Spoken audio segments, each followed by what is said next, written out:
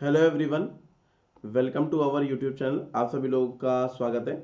तो सबसे पहले मैं क्या बताने वाला हूँ कि एक हम लोग कोर्स स्टार्ट कर रहे हैं, मैकेनिक्स का कोर्स स्टार्ट कर रहे हैं। उसका ये हमारा आज पहला लेक्चर है। तो इस कोर्स में क्या क्या चीज़ें होने वाली हैं उसको हम लोग डिस्कस करेंगे। और ये कोर्स किन के लिए इंपॉर्टेंट है? ये course IIT jam physics aspirants के लिए इंपॉर्टेंट है। ठीक है। तो आईआईटी जैम फिजिक्स एस्पायरेंट के साथ साथ जो दूसरे एमएससी एंट्रेंसेस है तो उसमें भी मैकेनिक्स आती है, तो उन सभी बच्चों के लिए ये कोर्स जो है यूजफुल है। इस कोर्स में क्या कुछ खास बातें हैं, इस कोर्स में क्या क्या होगा वो मैं हम लोग बता सकते हैं। तो देखिए, इस कोर्स में हम लोग थ्योरी को कवर करने वाले हैं। इस कोर्स में हम लोग प्रॉब्लम्स को यानी कि न्यूमेरिकल्स को कवर करेंगे। इस कोर्स में हम लोग पीवाईक्यूज को कवर करेंगे। ये सारी चीज़ें हम लोग करने वाले हैं, यानी कि एक जो तैयारी के लिए, एक प्रिपरेशन के लिए जो चीज़ें ज़रूरी होती हैं, यानी कि आपको थ्योरी, प्रॉब्लम्स और पीवाईक्यू सारी चीज़ें जो है हम लोग कराने वाले हैं। इस कोर्स में वन बाय वन एक एक करके लेक्चर आएंगे। आप लोग का सपोर्ट रहा तो डेफिनेटली हम लोग आगे इस पूरी सीरीज को कंप्लीट करने वाले हैं। ठीक है। तो ये हम लोगों का कोर्स है मैकेनिक्स का। तो स्टार्ट करते हैं फिर हम लोग बेसिक सी इंफॉर्मेशन इस कोर्स के बारे में जो जो बतानी है वो हम लोग आगे चलते हैं, डिस्कस करते हैं। तो आज तो हमारा जो है इंट्रोडक्शन टू मैकेनिक्स को आप लोग, आज का जो हमारा लेसन है वो हमारा है इंट्रोडक्शन टू मैकेनिक्स, मैकेनिक्स का इंट्रोडक्शन। ठीक है। और आप सभी लोग का हमारे यूट्यूब चैनल मोमेंटम फिजिक्स पर स्वागत है। तो चलिए स्टार्ट करते हैं। सबसे पहले हम लोग क्या करेंगे, सिलेबस को समझेंगे, क्योंकि कोर्स का इंट्रोडक्शन देना है, कुछ ज़्यादा कुछ पढ़ाना नहीं, कुछ काम की बातें हम लोग करने वाले हैं। तो ये हमारा आईआईटी जैम का ऑफिशियल सिलेबस आपकी स्क्रीन पर आपके सामने आप देख सकते हैं। तो देखिए, न्यूटन्स लॉज ऑफ मोशन और एप्लीकेशन लिखा हुआ है, आप पहली लाइन में पढ़ सकते हो, यानी कि न्यूटन्स लॉज ऑफ मोशन आता है। ठीक है। उसके बाद वेलोसिटी और एक्सेलरेशन को कार्टेशियन, पोलर और सिलेंड्रिकल कोऑर्डिनेट सिस्टम में बताना रहता है, तो वेलोसिटी और एक्सेलरेशन। उसके बाद uniformly rotating frame, centrifugal, Coriolis force, motion under central force field, Kepler's laws, gravitation law and field. ठीक है। तो देखिए, ग्रेविटेशन आएगा और सेंट्रल फोर्स मोशन, इसके साथ साथ centre of mass, equation of motion of the centre of mass, system of particles यानी कि वेरिएबल मास सिस्टम हमारा आएगा, लीनियर मोमेंटम का कंजर्वेशन, एंगुलर मोमेंटम का कंजर्वेशन आएगा, एनर्जी का कंजर्वेशन, वर्क एनर्जी थ्योरम वगैरह भी हम लोग करनी पड़ेगी, वेरिएबल मास सिस्टम भी दे रखा है, elastic inelastic collision, collisions की भी प्रॉब्लम आती है, rigid body motion, fixed axis rotation, moment of inertia rotation, transition motion, inertia, product of inertia क्या होता है, पैरेलल और perpendicular axis theorem, principal moments and axes हमारे क्या होते हैं, काइनेमेटिक्स ऑफ मूविंग फ्लूइड्स यानी कि फ्लूइड डायनामिक्स हम लोग को करनी है, इक्वेशन ऑफ कंटिन्यूटी उसमें पढ़नी है, आयलर्स इक्वेशन पढ़नी है और बर्नौली थ्योरम। ये सारी चीजें हम लोगों को इस कोर्स में कवर करनी है।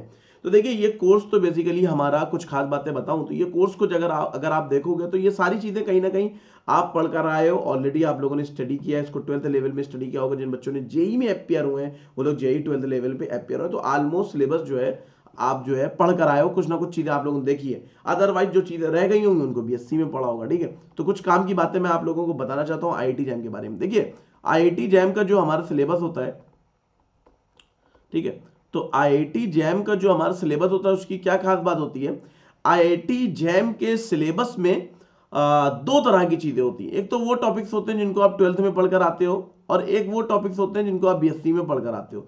दो तरह के मेनली हमारे आईआईटी जैम में टॉपिक्स होते हैं जिनको आप 12th में पढ़कर आते हो, बीएससी में आप उन टॉपिक्स को पढ़कर आते हो।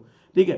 तो अभी क्या इंपॉर्टेंट बात है कि जो आप मैकेनिक्स में देखें, देखिए हर सब टॉपिक का जो आईआईटी जैम के सिलेबस के हमारे 7 टॉपिक्स होते हैं, मेजर टॉपिक्स होते हैं, हर टॉपिक का अपना एक सीन होता है। तो मैकेनिक्स का सीन यहाँ पर ये है कि आप लोग इसको देख सकते हैं। तो मैकेनिक्स में जो पूछने का तरीका है, देखने में भले ही आपको 12th लेवल की चीजें लगे कि ये सब कुछ 12th लेवल का है और बिल्कुल जेई टाइप का लगे, बट पेपर को एनालाइज करने के बाद, ठीक है, आईआईटी जैम को पेपर को एनालाइज करने के बाद जो कुछ चीजें मैं कह पाता हूं, तो मैं आप लोगों से कहना चाहता हूं कि भाई देखिए, इसमें जो है आप लोग को क्या करना है कि अगर आप ये सोच रहे हो आप पुली की प्रॉब्लम सॉल्व कर लो, आईआईटी जैम में आ जाएगी, आप बहुत ज्यादा काइनेमेटिक्स के प्रॉब्लम सॉल्व कर लो, आप कोई वेज एज की प्रॉब्लम्स लगा लो, फ्रिक्शन रिक्शन लगा लो, तो वो सब आईआईटी जैम में इतना ये सब नहीं आता है। एक आध क्वेश्चन मिल जाए तो मिल जाए, बड़ी बात है, वरना मोस्टली बीएससी लेवल की चीजें पूछी जाती हैं। जैसे सेंट्रल फोर्स मोशन उनका फेवरेट है, ग्रेविटेशन उनका फेवरेट है, फ्लूइड डायनेमिक्स उनका फेवरेट है,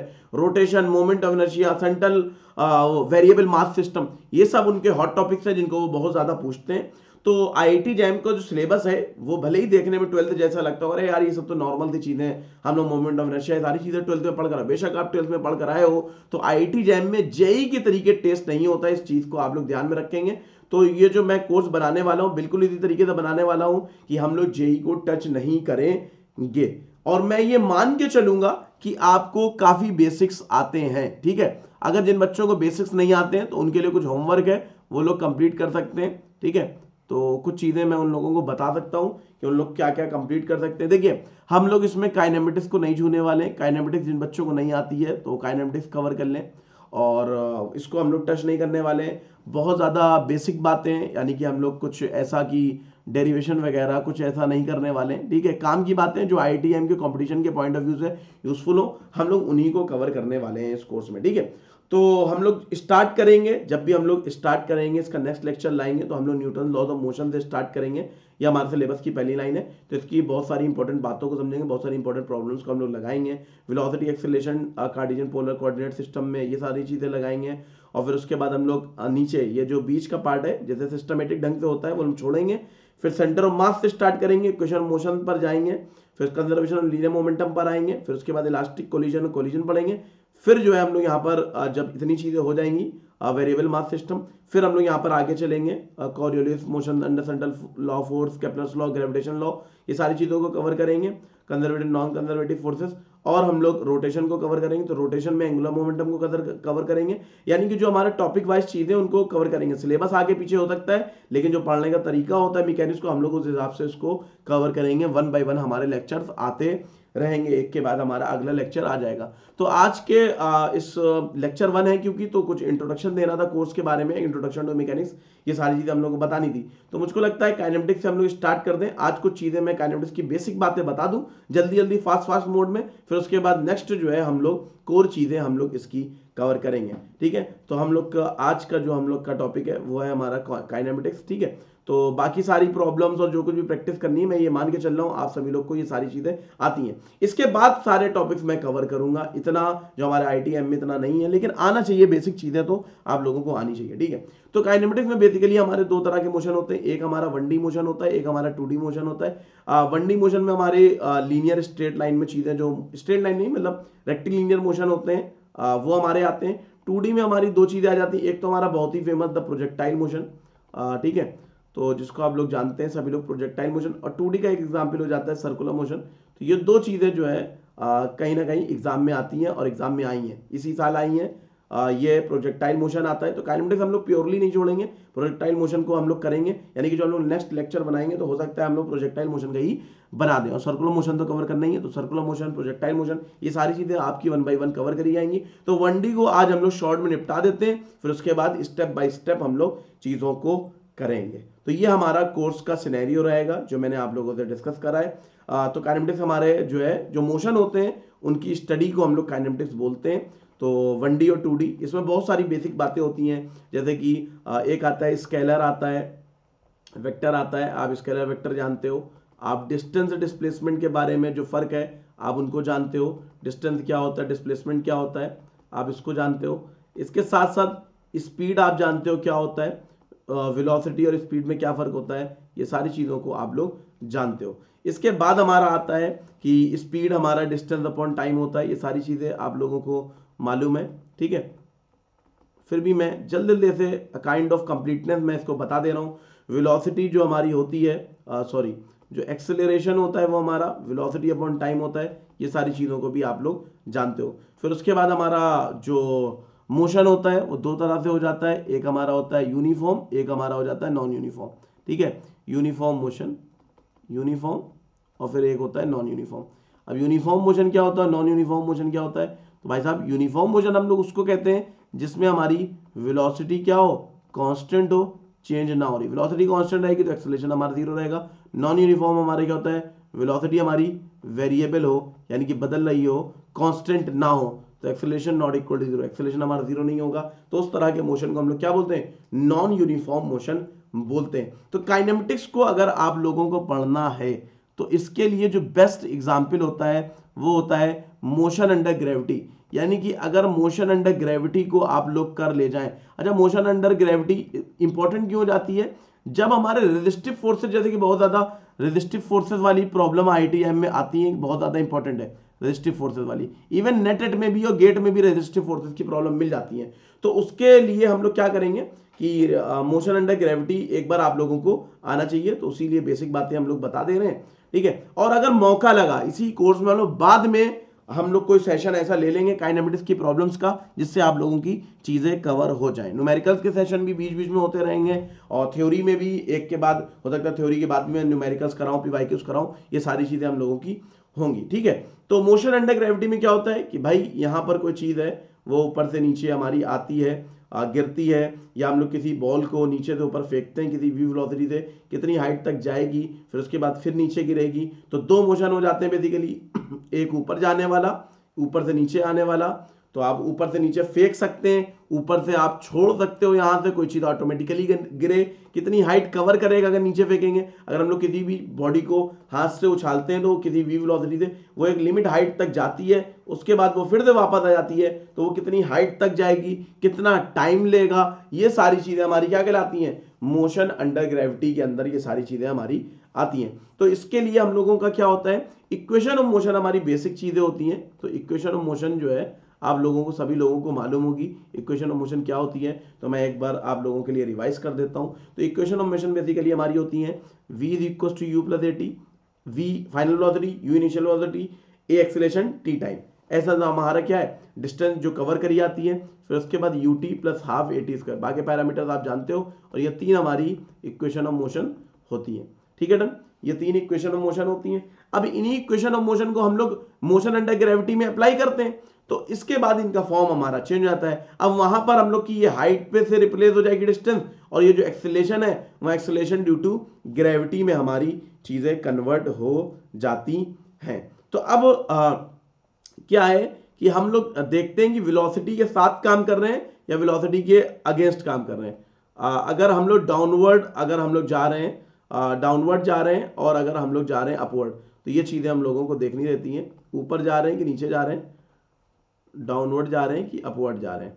तो देखिए v is equal to u plus g t, अगर जो है हमारा नीचे की तरफ होता है तो हमारा एक्सेलरेशन हमारा क्या होगा, अगर हम लोग सपोज करिए हम लोग नीचे की तरफ आ रहे हैं और यहाँ पर ऊपर की तरफ जा रहे हैं, नीचे की तरफ आ रहे हैं तो एक्सेलरेशन हमारा हो जाएगा प्लस जी, और ऊपर की तरफ जा रहे हैं तो एक्सेलरेशन हमारा हो जाता है माइनस जी, क्योंकि हम लोग ग्रेविटी के अगेंस्ट हम लोग जा रहे होते हैं। तो यहाँ पर हमारे जो फॉर्मूला, जो हमारी इक्वेशन ऑफ मोशन हो जाती है, हो जाती है v is equal to u plus g t हो जाती है, ठीक है। s is equal to u t plus half g t square, ये हो जाता है। अब v square is equal to you square plus 2gh, ये सारी चीजें हमारी हो जाती है। वहीं जब कोई चीज को हम लोग ऊपर फेंकते हैं तो हमारा ये v is equal to u minus g t हो जाएगा, और यहाँ पर h is equal to u t minus half g t square हो जाता है, और यहाँ पर हमारा हो जाता है v square is equal to you square minus 2gh। तो ये हमारी इक्वेशन ऑफ मोशन हो जाती है। इन्हीं को जो है हम लोग यूज करते हैं अलग अलग प्रॉब्लम्स में, हम लोग इनको यूज करते हैं, ठीक है। फिर इसके बाद जो हमारा आता है, कुछ चीजें और आप लोगों को मालूम होनी चाहिए क्या, इंस्टेंटेनियस स्पीड। इंस्टेंटेनियस स्पीड के बारे में आप लोगों को नॉलेज होनी चाहिए, इंस्टेंटेनियस स्पीड और एवरेज स्पीड के बारे में आप लोगों को नॉलेज होनी चाहिए। जैसे सपोज करिए कोई बॉडी है यहां से यहां तक जा रही है, कोई बॉडी है जो यहां से यहां तक गई, तो हम कहें कि यहां से यहां तक जाने में उसने कितना टाइम लिया, द टोटल टाइम टी लिया, और उसने कितनी डिस्टेंस कवर करी, तो D upon T, total distance upon total time, ये तो हमारा हो जाता है एवरेज स्पीड। लेकिन अगर मैं कहूं कि यहां पर उसकी स्पीड कितनी होगी, इस पॉइंट पर, ये अगर हमारा पी पॉइंट है, तो वेलोसिटी एट पी पॉइंट, इसको बताना इंस्टेंटेनियस, किसी मोमेंट पर किसी स्पीड को बताना, एक्सीलरेशन को बताना, वो इंस्टेंटेनियस कहलाती है, किसी इंस्टेंट पर बताना। और एवरेज स्पीड वो होती है कि आपको 2 पॉइंट दे देगी कि यहां से यहां तक एवरेज स्पीड कितनी है, तो उसको आप लोग बताएं। तो एक क्वेश्चन बड़ा फेमस है कि भाई अगर मान लीजिए हम लोग एवरेज स्पीड बताते हैं, जैसे मैंने कह दिया कि एक कार है, ठीक है, एक कार है जो मूव कर रही है, तो उसने यहां से यहां तक कवर करा, उसने यहां से यहां तक कवर करा आधी डिस्टेंस, यानी कि s/2, और आधी डिस्टेंस s/2। तो आधी डिस्टेंस भी उसने कवर करा, तो मान लीजिए उसने 40 किलोमीटर पर आवर से कवर करा, और इसने जो है 50 किलोमीटर पर आवर से कवर करा। तो अब मैं आपसे पूछूं एवरेज स्पीड कितनी है, तो एवरेज स्पीड आप फटाक से बताओगे सर 50 किलोमीटर होगी। तो तो एवरेज स्पीड आप क्या बताओगे 50 किलोमीटर, सॉरी ये 60 है, ये 60 है हमारा, और एवरेज आप क्या बताओगे 50 किलोमीटर पर आवर। लेकिन एवरेज हमारी 50 किलोमीटर पर आवर नहीं आती है, 48 किलोमीटर पर आवर आती है। तो ये क्या होता है, इसके लिए मैं एक बहुत ही खूबसूरत सी लाइन लिख दे रहा हूं, आप लोग इसको नोट कर लीजिएगा। Average speed is not the average of speeds,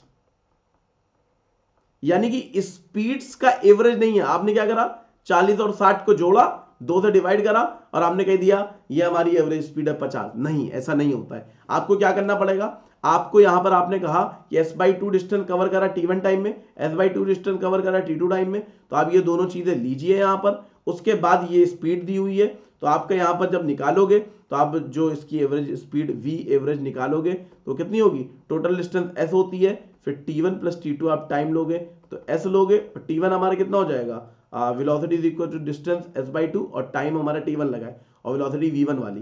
तो t1 अगर लिखेंगे तो हम लोग लिख सकते हैं s/2v1, तो यहां पर लिखोगे s/2v1 यानी कि 2 × 40, और इधर लिखोगे s/2 × 60। तो जब इसको s से s कट जाएगा तो ये 1 तो यहां पर आ जाएगा 1/80 प्लस 1/120, इसको सॉल्व करोगे तो आ जाएगा 48 किलोमीटर पर आवर। ठीक है, तो ये एक छोटे से एग्जांपल से मैंने एवरेज स्पीड और ये सारी चीजों के बारे में बता दिया।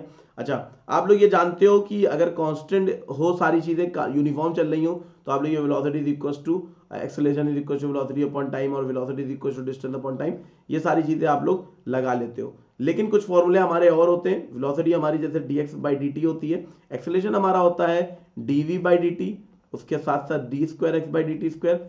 अब सवाल ये उठता है, सर इन फॉर्मूलाज को कब लगाते हैं, ये फॉर्मूलाज कब लगाते हैं, v = u + at कब लगाते हैं, ये सारी चीजों में कंफ्यूजन होती है कि सर किसको कब कहां से क्या लगाएं।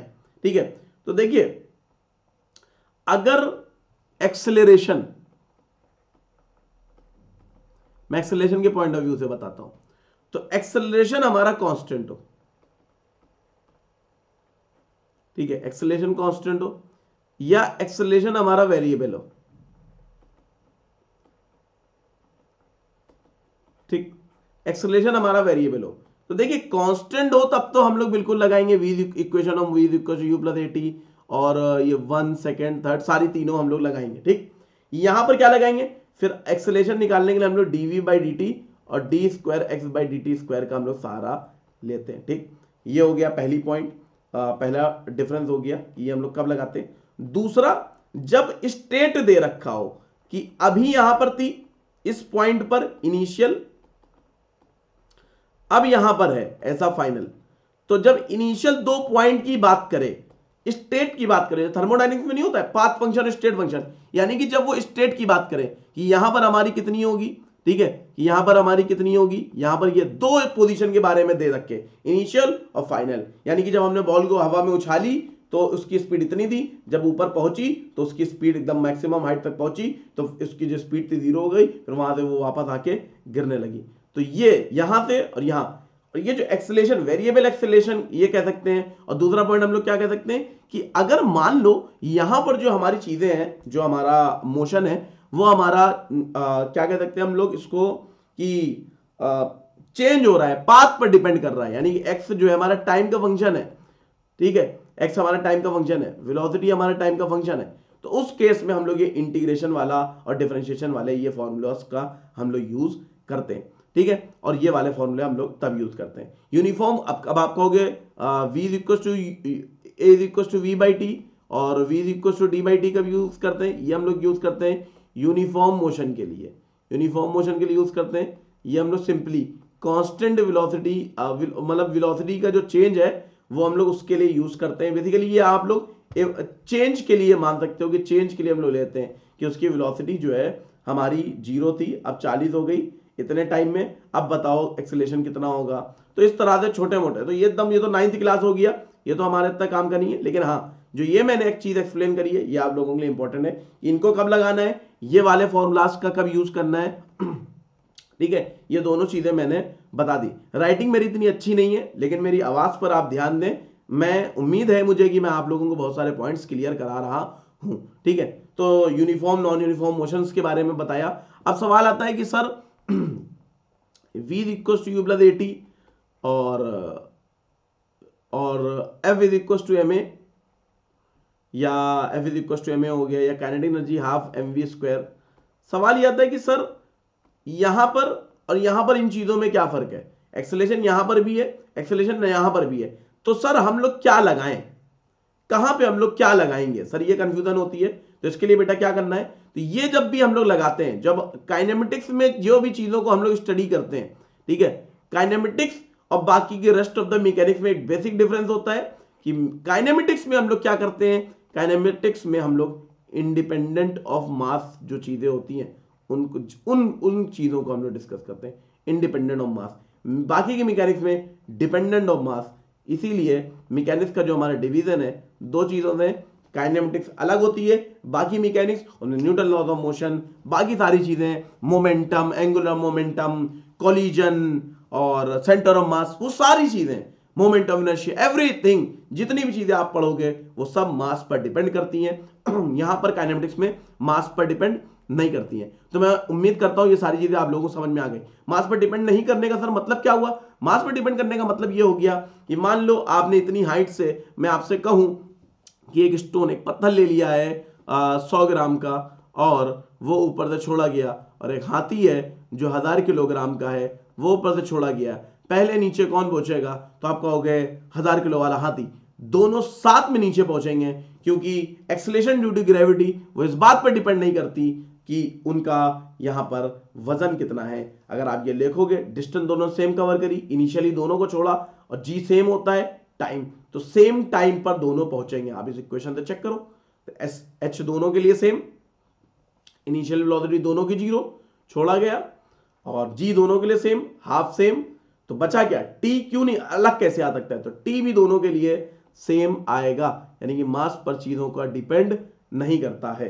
ठीक है, अब मान लीजिए हम आपको जो है कोई चीज किसी को कोई हो यहां पर, उसको कुछ फेंक के मारा जाए, तो अगर मान लो उसको जो है ऐसे कागज का टुकड़ा मान लीजिए 2 ग्राम का फेंक के मारा गया है 10 मीटर पर सेकेंड से, और उसको कोई और चीज फेंक के, स्टोन मारा जाए 50 ग्राम का फेंक कर, तो जाहिर सी बात है कि उसी स्पीड से, तो इसमें जो है उसके वो इंजर्ड हो सकता है, इसमें इंजर्ड नहीं होगा। तो यानी कि मास का यहां पर रोल आ गया, वेलोसिटी सेम है लेकिन मास का रोल आ गया, तो मास डिपेंडेंट चीजें, जब मास डिपेंडेंट चीजें आ जाती हैं तब हम लोग मोमेंटम, फोर्सेस, ये सारी चीजों को स्टडी करते हैं। ठीक है, यहां तक क्लियर है। अब इसके बाद कुछ चीजें होती हैं कि हम लोगों ने ऊपर से छोड़ा तो नीचे आने में कितना टाइम लगेगा, ऊपर से छोड़ेंगे तो नीचे आने में टाइम लगता है हाफ GT²। ठीक है, क्योंकि इनिशियल वेलोसिटी u 0 करोगे तो जो हमारी इक्वेशन होती है half ut plus half GT², इसमें हमारा ये वाला क्या हो जाएगा, ये वाला टर्म हमारा 0 हो जाएगा। ठीक, तो हमारा ये 2h/g, तो अगर मैं t लिखूं तो डायरेक्ट भी कुछ लोग याद कर लेते हैं कि नीचे से ऊपर जाने के लिए या ऊपर से नीचे, दोनों के लिए यही होता है। यहां से मैं कहूं यहां तक छोड़ा गया, यहां से यहां तक कितनी देर में आएगा, और नीचे तो कोई चीज फेंकी गई है, ये इस हाइट तक जाती है, मैक्सिमम हाइट अगर ये हो तो इतना ही टाइम लगेगा उसको ऊपर से नीचे। और ये दोनों सिमेट्रिक होते हैं, यानी कि ऊपर से जब कोई चीज गिरती है वेलोसिटी एकदम 0, बढ़ती जाती है, स्पीड उसकी बढ़ती जा रही है, स्पीड बढ़ती जा रही है, स्पीड बढ़ती जा रही है, बढ़ती जा रही है, यहां पर उसकी मैक्सिमम स्पीड हो जाती है। यहां से कोई चीज हम लोग फेंकते हैं, घट रही है, घट रही है, घट रही है, स्पीड घट रही है, स्पीड घट रही है, स्पीड घट रही है, यहां पर पहुंचेगी स्पीड एकदम 0।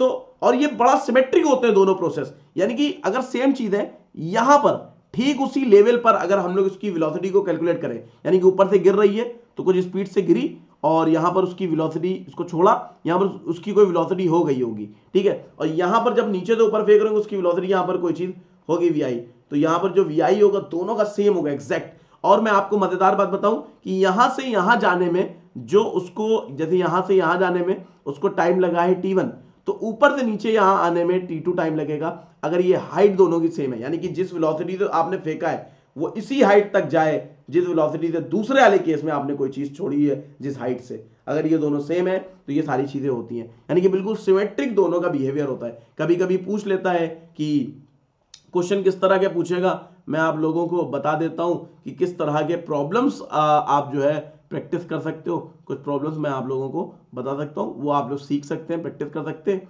ठीक है, तो देखिए ये हो सकता है कि मान लीजिए जैसे वो कह दे कि किसी बॉल को जो है उसने ड्रॉप करा है, ठीक है, और हाइट उसने दे दी है, कह दिया 80 मीटर से, हम लोगों ने उसको ड्रॉप करा है ऊपर से 80 मीटर की हाइट से ड्रॉप करा है।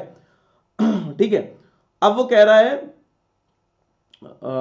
या ऐसे पूछ सकता है कि 80 मीटर उसने लास्ट के 2 सेकंड में कवर करा है, यानी कि वो चला होगा आखिरी के जो 2 सेकंड थे, आखिरी के 2 सेकंड उसने यहां से यहां में 80 मीटर कवर करा। अब कह रहा है कि टोटल जो है हाइट बताओ इसकी कितनी होगी। तो अब आप सोचिए किसी चीज को ऊपर से छोड़ा गया, इनिशियल वेलोसिटी 0 हो, यहां तक उसकी स्पीड कितनी हो गई होगी, ठीक है, और यहां पर उसकी स्पीड कुछ हो गई होगी, और वो 2 सेकंड में 80 मीटर कवर करे, यहां पर आए, और ये डिस्टेंस हमारी कितनी होगी, इसको लेट करके पूरा यहां से यहां तक निकालिए, फिर उसके बाद यहां से ऊपर से यहां, फिर टोटल निकालिए, और फिर यहां से यहां तक निकालिए, सब्ट्रैक्ट करिए, उससे करके आप लोग निकाल सकते हैं। इस तरह की ये प्रॉब्लम्स हमारी आ जाती हैं, ठीक है। और वो जो हमारी डिस्टेंस कवर करते हैं और वो अलग अलग करते हैं, क्योंकि जो डिस्टेंस अगर मैं कहूं, क्योंकि मोशन तो हमारा अलग अलग है, तो जो एक्सीलरेटिंग मोशन है तो जाहिर सी बात है कि भाई स्टार्ट करेगी, तो जैसे मैं आप एक सिंपल से समझो, इसको थोड़ा सा कंफ्यूज ना हो, इसको सिंपल से समझो। मैं यहां पे कहूं कि ऊपर से किसी h हाइट से मैंने किसी चीज को यहां से छोड़ा था, और वो यहां से ऊपर से नीचे गिरी थी, और ये ऊपर से नीचे आने में 2 सेकंड गिरती है, ठीक है। तो 1 सेकंड में वो कहां पर होगी, आपके दिमाग में फट जाएगा यहां पर h/2 पर, तो h/2 पर नहीं होता है। आप जरा कैलकुलेट करिएगा कि ऊपर से अगर किसी चीज को छोड़े, यानी कि ut हाफ GT², तो 1 सेकंड में वो कितना जाएगी, और यहां पर 1/2 इंटू G10 और 1 सेकंड, ठीक है, 1², तो h आ गया 5 मीटर, ठीक। अब यही सोचिए कि उसको पूरा नीचे जाने में लगते हैं 2 सेकंड। अब आप जो है इसी फॉर्मूले में 2 सेकंड रखिए, तो यहां पर आपका नया वाला जो h हो जाएगा वो हमारा कितना हो जाएगा, h', तो हाफ GT², तो ये हमारा हो गया half G into 10 into T, यानी कि 4, तो ये हमारा हो गया 20 इंटू 40 इंटू 20 मीटर। तो यानी कि अगर पूरा ऊपर से छोड़ा जाए तो 10 सेकंड में, 2 सेकंड में आ रहा है 20 मीटर, 2 सेकंड में कितना आ रहा है, यहां से छोड़ा गया 2 सेकंड में आ गया 20 मीटर, ठीक, यहां पर आ गया। अब मैं आपसे कहूं यहां से 1 सेकंड में वो कहां आया, यहां पर आया, सिर्फ और सिर्फ वो 5 मीटर कवर करा, ठीक है। तो आप सोचते हो कि हमारा वैसा होगा, उस तरह से हमारा नहीं होता है, ये हमारा T² as proportional to T², इस हिसाब से डिपेंड करता है, ठीक है।